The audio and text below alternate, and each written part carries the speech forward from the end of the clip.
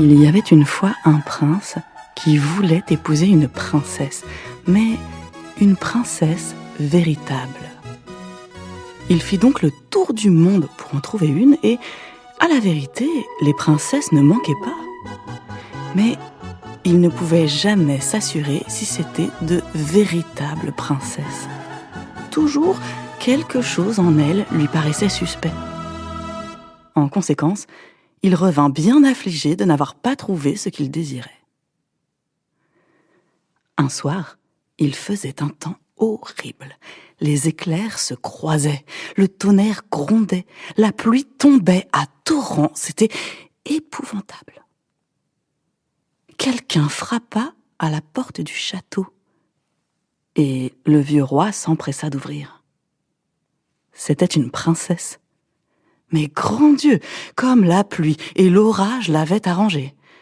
L'eau ruisselait de ses cheveux et de ses vêtements, entrait par le nez dans ses souliers et sortait par le talon. Néanmoins, elle se donna pour une véritable princesse.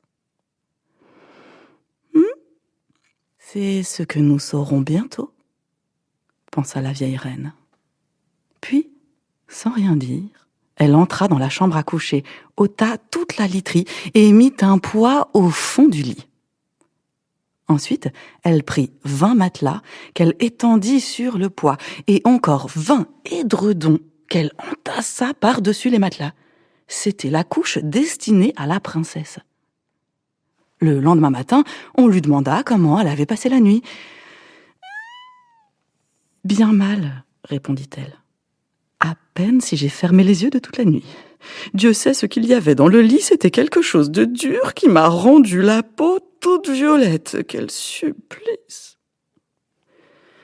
À cette réponse, on reconnut que c'était une véritable princesse, puisqu'elle avait senti un poids à travers 20 matelas et 20 édredons.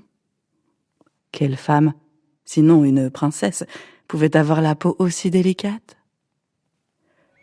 Le prince, bien convaincu que c'était une véritable princesse, la prit pour femme, et le poids fut placé dans le musée où il doit se trouver encore, à moins qu'un amateur ne l'ait enlevé.